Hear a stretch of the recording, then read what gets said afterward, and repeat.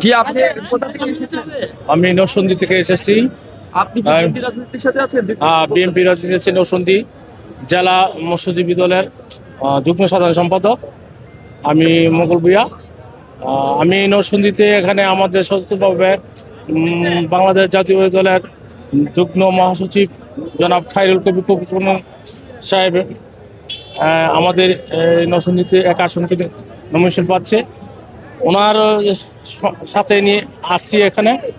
আজকে যে সমগ্র দেখলাম বেগম খালেদা জিয়ার 3বারের প্রধানমন্ত্রী, তিনি তিনি ডাকে যে স্বতন্ত্রভাবে লোক সাড়া দিয়েছে, আমরাও সাড়া দিয়েছি। তিনি মৃত্যুর শেষে রেখে গিয়েছেন আমাদের মাঝে তো ওনার স্মৃতি, এই স্মৃতি বলতে পারবো না আমরা। ওনার মৃত্যুর এতে আমরাও শোকাহত। বাংলাদেশের আনাচে কানাচে সব মানুষই মুক্তির শোকাহত হয়েছে।